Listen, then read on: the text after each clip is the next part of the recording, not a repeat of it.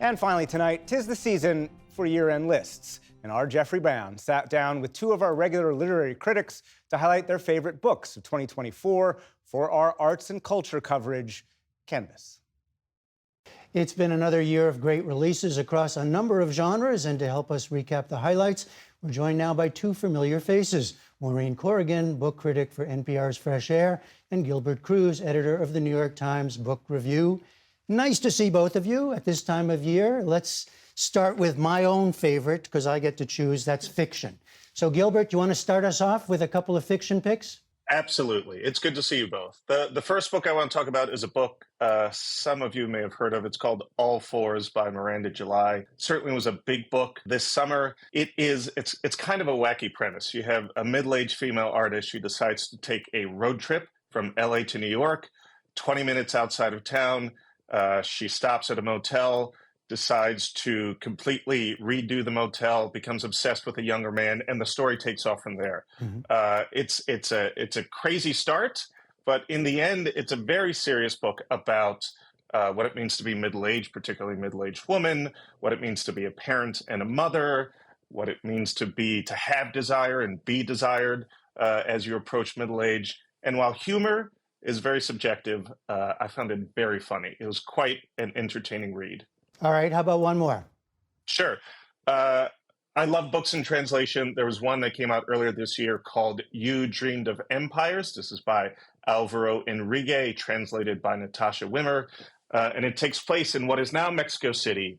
It was then called Tenochtitlan. In 1519, Hernan Cortez has just rolled into town with all of his soldiers, and he meets the Aztec Emperor, Moctezuma. You have these two cultures coming together. There's this threat of violence that hangs over the whole thing, but there's also this comedy of manners elements to the entire book. For Cortez and his people, they're wondering, are we speaking, the right language with our translators? Are they going to kill us? For the Aztecs, they're looking at these horses. They've never seen them before. It's a sort of a fascinating melange of different tones that Enrique puts together. Incredible book. All right, Maureen. So he went with very contemporary and historical fiction back to Cortez. What have you got? Well, I've got, in a sense, historical fiction and very contemporary, too.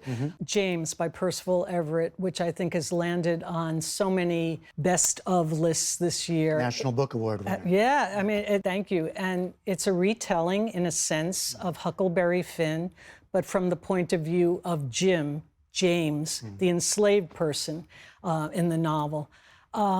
I usually am suspicious of these kinds of appropriations of classic texts and, through the point of view of a secondary character. This is alive. It is very much its own novel. It's funny. It's heartfelt. I mean, the opening scene is James educating young children in the community how to speak through a slave filter so that white people will listen to them. And it really makes you rethink Huckleberry Finn in ways you can't even anticipate. So that's one. Okay. And then this is a peculiar year, right? Danzy Senna's Colored Television. Danzy Senna happens to be married to Percival Everett. Yes, so I would you're love to showing a lot of love to this household. I would love to hear their dinner table conversations. Really sharp social commentary, funny, satirical.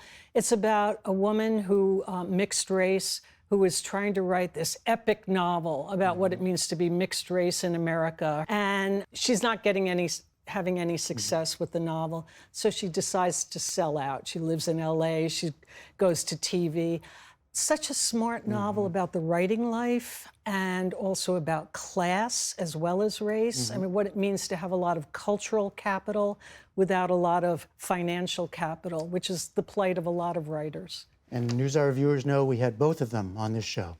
Gilbert Cruz, what about nonfiction? So The Wide, Wide Sea by Hampton Sides is about the third and final voyage of Captain James Cook. Captain Cook, very, very well-known British explorer. This is the journey that he took from England in 1776 to the South Pacific, in part to return a Tahitian man or a man from those islands to his home island, but also to try to find the Northwest Passage, which as you both know, was a thing that people really tried to do back then. And it's one of those classic pieces of historical nonfiction that anyone who loves seafaring adventure will enjoy, but it also has that very sort of necessary realization of what it means to, have engaged in these sort of imperialist endeavors back then. And so, it has a modern understanding of history while also being incredibly detail oriented and incredibly entertaining. So that's one.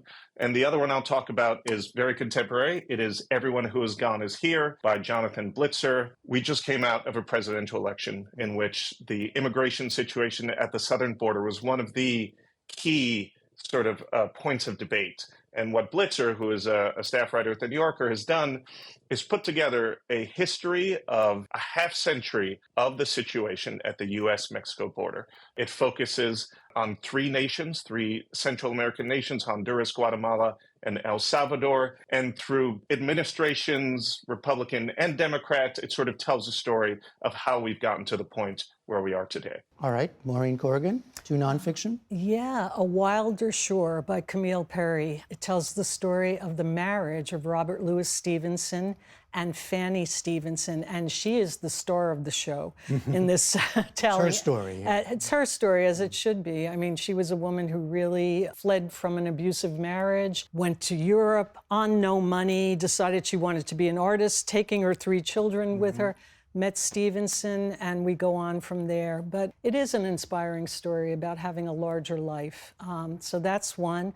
The other suggestion is the new edition of the Letters of Emily Dickinson, which Harvard's Belknap Press has brought out. The Letters of Emily Dickinson. Yes, 300 new letters have been collected that we haven't seen before. It's the closest thing we're ever likely to get to an autobiography by Dickinson. And I tell you, you can't put it down.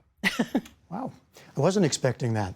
Okay, so I want to give you each, in the time we have left, a bonus pick, okay? So whatever, maybe a book that just didn't get as much attention as you hoped, but that you tell your close friends, you got to read this. Gilbert Cruz, you want to pick one? Absolutely. So a book that came out sort of late in the year that I really enjoyed is called Carla's Choice. It's by Nick Harkaway, and it's a new John le Carré story. So John le Carré died in 2020. His son, Nick Harkaway, is also a writer. He's a novelist known primarily for science fiction work, and he has written a new story starring George Smiley. So George Smiley, one of the most famous spy protagonists of all time, Tinker, Tailor, Soldier, Spy, and all of those books. This is set in the period between The Spy Who Came In From the Cold and Tinker, Tailor, Soldier, Spy. And he does just a remarkable job of not really mimicking his father's voice as much as inhabiting it. And it tells a story of George Smiley and his nemesis on the Soviet side, Carla. It was quite entertaining. All right, Maureen, a final bonus pick. Okay, this is out of the box for me. Out of the box. The Dog Who Followed the Moon by James Norbury. It's an illustrated, inspirational book for adults.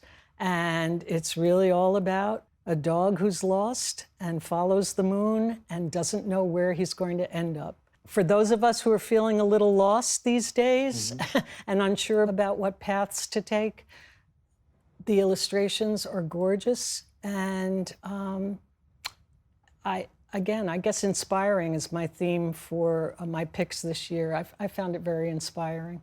All right, great picks as always, Maureen Corrigan, Gilbert Cruz. Thank you both very much, and Happy New Year. Happy New Year. Thank you.